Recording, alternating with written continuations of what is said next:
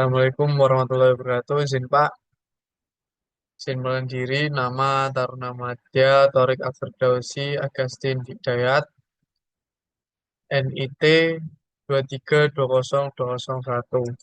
Izin Pak, izin mempresentasikan tugas laporan pembahasan sensor yang digunakan pada tugas akhir milik Kak Muhammad Nur Alim, Prodi TEP Angkatan 7.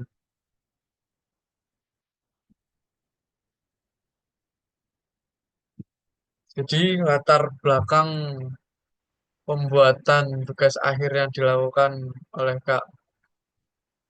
Kak Muhammad Nur Alim, yaitu kereta api telah menjadi salah satu moda transportasi yang penting di banyak negara.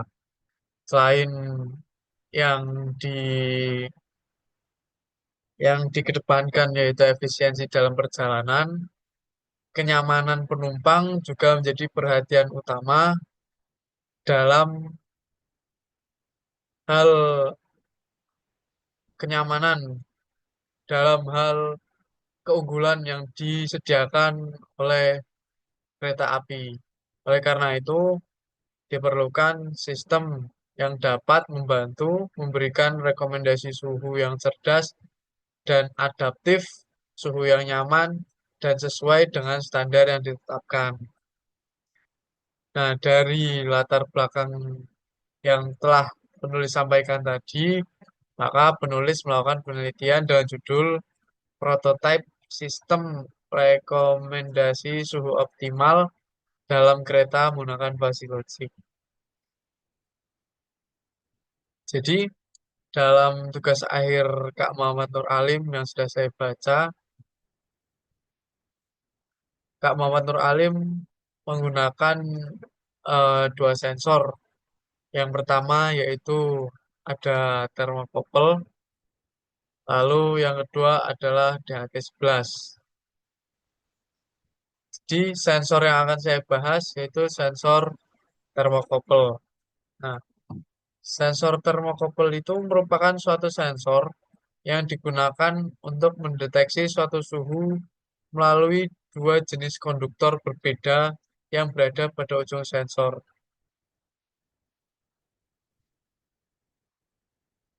Kemudian ini adalah datasheet dari termokopel itu sendiri.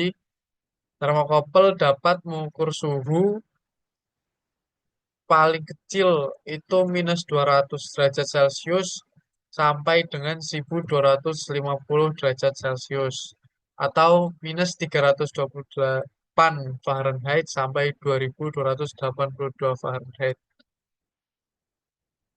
Dan eh, error dari termokopel itu sendiri standarnya itu 2,2 derajat Celcius atau 0,75% untuk di atas 0 derajat dan 2,2 derajat Celcius atau 2% di bawah 0 derajat.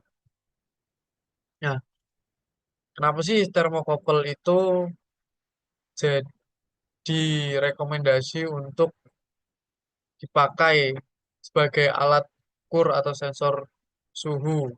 Nah, jadi sensor sensor termokopel itu menjadi sensor yang populer dan sering digunakan untuk pendeteksi suhu karena memiliki nilai rentang suhu yang luas dan memiliki respon yang sangat cepat. Nah, dari sensor termokopel sendiri dapat mendeteksi nilai temperatur sesuai datasheet tadi, yaitu dari minus 200 derajat sampai 1250 derajat untuk yang tipe K dan dapat mencapai di atas 2300 derajat untuk beberapa tipe yang lain. Kenapa sampai termokopel itu direkomendasikan dan sangat populer? Ini bisa dilihat dari penelitian yang dilakukan oleh Kak Muhammad Nur Alim pada tugas akhirnya, yaitu Kak Muhammad Nur Alim mengukur presentasi error hasil baca sensor DHT11 dan termokopel menggunakan alat ukur thermohygrometer. Nah, yang pertama ini bisa dilihat Yang tabel ini yaitu uji perbandingan sensor DHT11 dan alat ukur termohygrometer. Di sini terlihat jelas nilai suhu udara yang diukur oleh termohygrometer dan nilai suhu yang diukur oleh sensor DHT11 dengan selisih sebagai berikut, dan rata-rata persentase error yang didapat dari perbandingan nilai suhu sensor DHT11 dan nilai suhu udara termohygrometer itu mencapai 1,29% rata-rata persentase errornya. Lalu di tabel yang kedua ini adalah perbandingan sensor termokopel dengan alat ukur termohygrometer seperti yang sebelumnya, DHT11 dengan termohygrometer. Di sini nilai suhu sensor termokopelnya, yang di sini nilai suhu yang diukur oleh termohygrometer dengan selisih sebagai berikut, dan rata-rata persentase error yang didapat dari uji perbandingan sensor termokopel dengan alat ukur termohygrometer itu di 1,10%. Nah, maka dari itu, dari data yang sudah disajikan tadi, yang sudah diteliti atau dilakukan uji oleh Kak Muhammad Nur Alim, itulah mengapa termokopel ini menjadi sensor yang populer dan sering digunakan untuk pendeteksi suhu karena memiliki nilai rentang suhu yang luas, memiliki respon yang sangat cepat, dan mempunyai error yang lebih sedikit. Nah, ini penjelasannya dari hasil perhitungan persentase error yang ditujukan oleh tabel, maka diperoleh rata-rata persentase error sensor termokopel sebesar 1,10% dibandingkan dengan pengukuran menggunakan DHT11. Hasil pengujian yang didapat, selisih antara nilai sensor DHT11 dan termohygrometer dihitung serta persentase error dihitung berdasarkan selisih tersebut, maka didapat rata-rata persentase errornya yaitu sebesar 1,29%, lebih tinggi daripada termokopel karena termokopel hanya 1,10%. Lalu saya akan menjelaskan cara kerja prototipenya. Yang pertama, sensor termokopel ini di digunakan untuk mengukur suhu luar oleh Kak Muhammad Nur Alim. Lalu sistem menerima input suhunya. Lalu yang kedua, suhu di dalam ruangannya dilakukan oleh DHT11.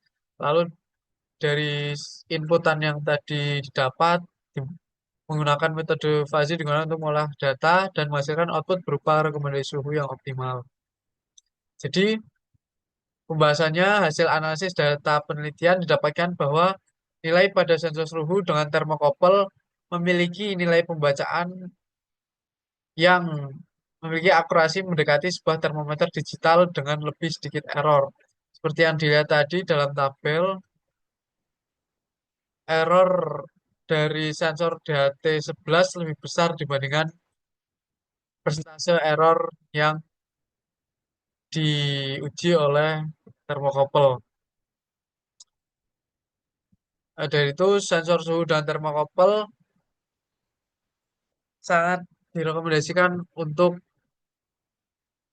mengukur suhu, dan itulah mengapa alasan sensor termokopel sangat populer dan sangat sering digunakan. Dan juga karena persentase error yang kecil tersebut, termokopel dapat digunakan sebagai alat mengukur suhu yang cukup baik. Sekian presentasi yang bisa saya sampaikan. Jika ada kurangnya, mohon dimaafkan. Terima kasih.